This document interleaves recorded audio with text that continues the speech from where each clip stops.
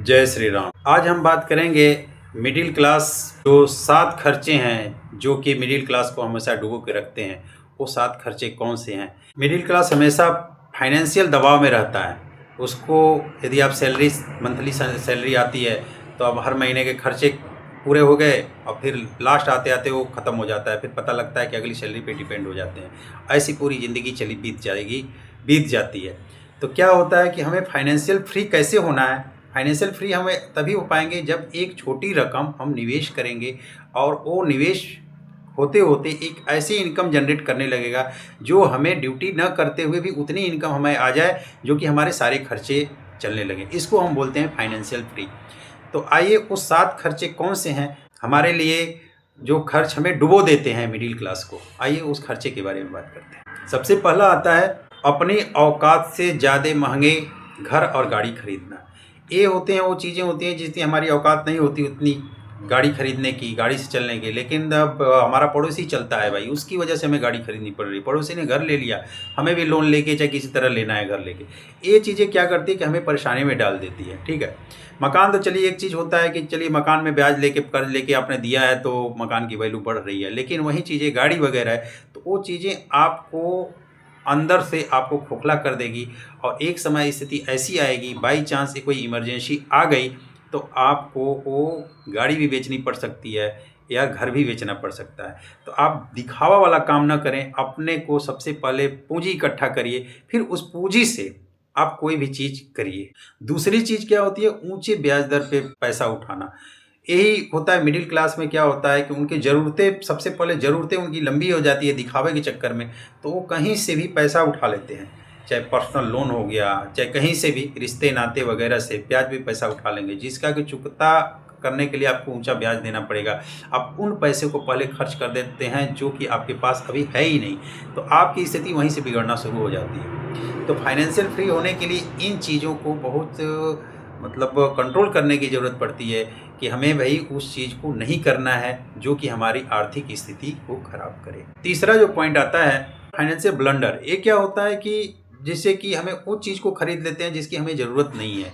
ठीक है, तो जैसे फ़ोन पे, गूगल पे वगैरह जो चलाते हैं हम, तो यदि स्टेटस ऊंचा है, आपकी इनकम बहुत ज़्यादा है, तो आप कितना भी खर्च करेंगे फ़र्क नहीं पड़ता है। ठीक है, लेकिन एक बार क्या होता है कि मिडिल क्लास के लिए है, यदि आप कैश की जगह फ़ोन पे, गूगल पे, ऑनलाइन वगैरह का इस्तेमाल ज़्यादा करते हैं तो आप उन चीज़ों को भी आप खरीद लेते हैं जो कि आपकी ज़रूरत नहीं है। नीड और वांट को समझिए कि क्या हमारी नीड है, क्या हमारा वांट है। ठीक है, तो उस चीज़ को समझ के यदि आप कैश से खरीदते हैं तो आपके दिमाग पे भी जोर पड़ता है कि भाई इतना पैसे थे, रखे थे, इतना पैसे खर्च हो गए। लेकिन यदि गूगल पे, फ़ोन पे वगैरह ऑनलाइन से पेमेंट करते हैं तो ये भी आपको फ़र्क नहीं पड़ता। ज़्यादातर माइंड उस चीज़ को नहीं एक्सेप्ट करता है। वो आपके लिए भी, हमारे लिए भी, यदि इसको आप ध्यान से देखेंगे तो ये चीज़ें ज़रूर आएंगी कि ऑनलाइन खर्च करने में और कैश खर्च करने में फ़र्क ज़रूर पड़ता है। हमेशा कैश खर्च करिए, जो घरेलू सामान वगैरह है कैश लीजिए, ऑनलाइन से बचिए आप। चौथा आता है पॉइंट दिखावे का जश्न। जैसे ये चीज़ें वो चीज़ें होती हैं दिखावे का जश्न। क्या होता है कि कभी बर्थडे आया, पार्टी आया, घूमना आया, फिरना आया, यार हुआ, दोस्त हुआ, यहाँ जाना वहाँ जाना। ठीक है, ये दिखावा हमारे लाइफ में ज़्यादातर चलता है। दिखावे के चक्कर में हम अपनी पूरी ज़िंदगी खर्च, अपना सेविंग भी होते हैं वो भी दिखावे में उड़ा देते हैं। शादी ब्याह हुआ, इसमें भी क्या हुआ होता है, एक चीज़ें और होती हैं। जैसे जनरली होता है कि शादी तो एक ही बार होती है। ठीक है, ये शब्द करीब करीब ज़्यादातर लोगों में होता है शादी तो एक ही बार होती है। भाई एक ही बार होने का मतलब पूरी अर्थव्यवस्था को चौपट कर देती है। ज़िंदगी भर बीत जाते हैं उसका कर्ज चुकाते चुकाते। मिडिल क्लास में यही स्थिति होती है। तो उस चीज़ को बहुत संभाल के चलिए। ऐसी चीज़ें में निवेश में, पूंजी में निवेश करिए और फिजूल खर्ची से बचिए। अपनी औकात में उतना ही खर्च करिए जितना कि पॉकेट अलाउ करता है। कर्ज लेके फिजूल खर्ची करना ये कहीं सही नहीं है। ये आपको हमेशा परेशान करके रखेगा आर्थिक रूप से। तो फिजूल खर्ची से बचें, दिखावा से बचें। पांचवी चीज़ें आती हैं मेडिकल इंश्योरेंस का न होना। ठीक है, ये बहुत बड़ी पॉइंट है कि ये जो मध्यम वर्गीय परिवार होता है ये मेडिकल इंश्योरेंस नहीं लेता है, क्योंकि ये वो इसको फालतू समझता है। 3 साल से ले रखा है, आज तक कभी ज़रूरत न पड़ी, फालतू पैसे जा रहे हैं। अरे भाई, इमरजेंसी कोई कह के नहीं आती है। यदि एक बार इमरजेंसी आएगी, आपके 5 साल 10 साल की कमाई है सारी लेके चली जाएगी। एक एक्सीडेंट हो गया, क्या कोई ऐसी बीमारी आ जाती है जिसमें कि 5 लाख 10 लाख रुपए तक खर्च हो जाते हैं। ठीक है, तो ये चीज़ें बहुत ज़रूरी है मेडिकल इंश्योरेंस। ठीक है, यदि इसमें 2 तरह का नुकसान हो जाता है। एक तो आपका इलाज में जो खर्च आता है, आपकी सेविंग चली जाती है, ज़रूरत पड़ेगी, आपने नहीं कर रखा तो आपका वो चीज़ें भी बिक जाता है जिसके लिए आपने बहुत संभाल के चीज़ें खरीदी। और दूसरी चीज़ ये होती है, वो व्यक्ति जिससे धंधा चलता है, ठीक है, आने वाले इनकम भी बंद हो जाती है इस लाइन में। तो मेडिकल इंश्योरेंस बहुत ज़रूरी है हर व्यक्ति के लिए। आप देखे होंगे सैफ अली खान का एक उदाहरण है कि जिसके पास लमसम 1800 करोड़ से ऊपर की पूंजी है, लेकिन उसने मेडिकल इंश्योरेंस ले रखा था। उसको क्या कमी है किसी चीज़ की, पैसे की, लेकिन उस पर जो वार हुआ था, अभी देखा होगा पहले, कुछ दिन पहले, तो उसने 35 लाख का मेडिकल क्लेम कराया था, उससे जाके उसका भुगतान किया। तो जब ऐसे ऐसे लोग मेडिकल क्लेम कर रहे हैं, लेके इलाज के लिए कर रहे हैं, तो हम तो मिडिल क्लास हैं, हमें लेना चाहिए। छठा आता है लोन लेके लग्जरी लाइफ जीना, ठीक है।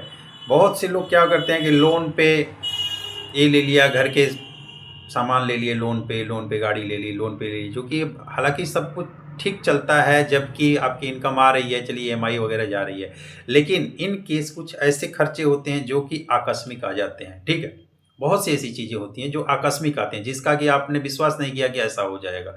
तो जैसे शादी है, ब्याह है, ये सब चीज़ तो चलिए पढ़ाई लिखाई के लिए तो आदमी तैयारी करता है कि भाई इसकी पढ़ाई में इतना लगेगा वगैरह, लेकिन कुछ चीज़ें जो आकस्मिक आती हैं, ठीक है, तो आपका लोन लेके अपनी लग्जरी लेके अपना खरीदे हैं, EMI वगैरह जा रही है, तब तो ठीक है, लेकिन कोई आकस्मिक खर्चे आ गए उस समय, ठीक है, तो वहाँ पे आपकी व्यवस्थाएं सारी चौपट हो जाती है, आर्थिक रूप से आदमी कमज़ोर हो जाता है, फिर उन चीज़ों को बेचना पड़ता है, अपनी पूंजी बेचनी पड़ती है, प्रॉपर्टी बेचनी पड़ती है।